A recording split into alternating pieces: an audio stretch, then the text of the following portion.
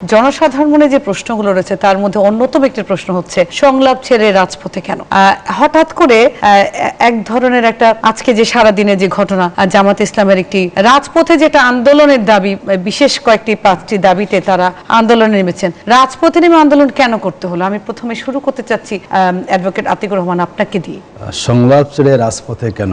দেখুন, বাংলাদেশ জামাত ইসলামী 2024-এর 5ই আগস্টের যে পরিবর্তিত বাংলাদেশ, তখন থেকে আমরা সরকারকে শারীরিকভাবে আমরা সহযোগিতা করে এসেছি এবং 24-এর 5ই আগস্টের যে গণ অভ্যুত্থান, এই গণ অভ্যুত্থান একদিকে যেমন ফ্যাসিবাদী সরকারের পতন ঘটেছে, মানুষের মধ্যে একটা রাষ্ট্র সংস্কারের কিন্তু আকাঙ্ক্ষা তৈরি হয়েছে এবং 8ই আগস্ট 2024-এ যে আমাদের সরকার গঠিত হয়েছে, অন্তর্বর্তীকালীন সরকার, তারা বলেছেন জনগণকে ওনারা একটা সুন্দর নির্বাচন উপহার দিবেন এবং যেই 15 বছরে ফ্যাসিবাদী আওয়ামী লীগ সরকার রাষ্ট্রকে যেভাবে তারা শেষ করে দিয়েছিল, সেই জায়গায় রাষ্ট্রকে তারা সংস্কার করবেন।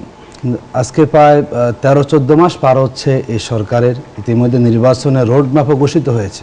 জামাত ইসলামের কাছে মনে হয়েছে জনগণের যে আকাঙ্ক্ষা ছিল এই সরকারের প্রতি, সে আকাঙ্ক্ষা পূরণের সরকার সম্পূর্ণ ব্যর্থ হচ্ছে। তারা নির্বাচনী ট্রেন স্টার্ট করে দিয়েছেন, দেশের মৌলিক সংস্কারগুলো এখনো হয়নি, কিংবা এই সংস্কার যেগুলো আলোচনা হয়েছে ঐক্যমত কমিশনে, যে বিষয়গুলোতে বিভিন্ন দলগুলো ঐক্যমত হয়েছেন, সেগুলো আইনি কোনো ভিত্তি না দিয়ে নির্বাচন যদি হয়ে যায় এবং এই সংস্কারের যে দাবি মানুষের ছিল এবং মানুষের ম্যান্ডেট দিয়েছিল সরকারকে সংস্কারগুলো করার জন্য, সরকার কেন যেন একটা লুকোচুরি খেলছেন এবং কোনোভাবেই তারা এই সংস্কারগুলোকে না করেই নির্বাচন দিয়ে তারা যে অবস্থানে আছেন তারা চলে যাওয়ার চেষ্টা করে যাচ্ছেন। আমরা মনে করি বাংলাদেশের আগামী রাজনীতিকে যদি আমরা সুন্দর করতে চাই, আমাদের রাষ্ট্রের মৌলিক সংস্কারগুলো অবশ্যই এই সময় হতে হবে। বিশেষ করে জুলাই সনদ নিয়ে প্রত্যেক দলের 31টা দল তারা অংশগ্রহণ ঐক্যমত কমিশনের বৈঠকে, 25টা দলেরই কিন্তু একদিকে দাবি যে আমাদের জুলাই সনদকে আইনি ভিত্তি দিতে হবে। কিন্তু এখনো পর্যন্ত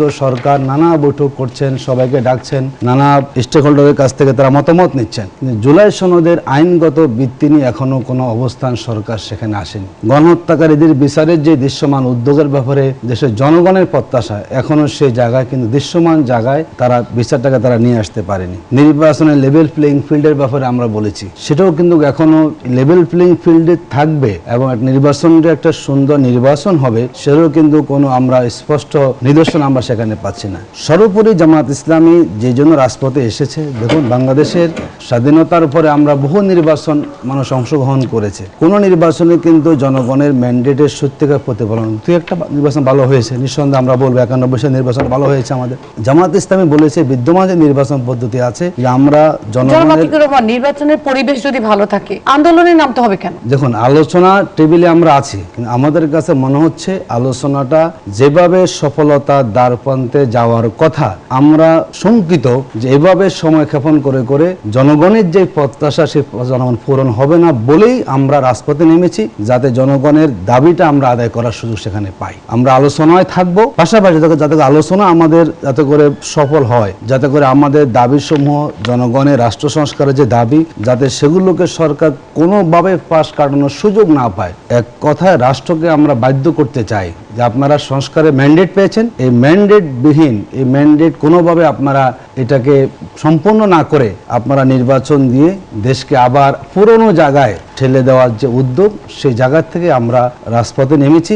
আমরা জনগণকে তাদের দাবি আদায় আমরা সোচ্চার করার চেষ্টা করছি। আমরা আশা করি আলোচনা এবং রাজপথ দুটার মধ্যে দিয়ে জনগণের যে কাঙ্ক্ষিত যে প্রত্যাশিত যে সংস্কার, সেটা আমরা সম্পাদন করার সুযোগ আমরা পাবো।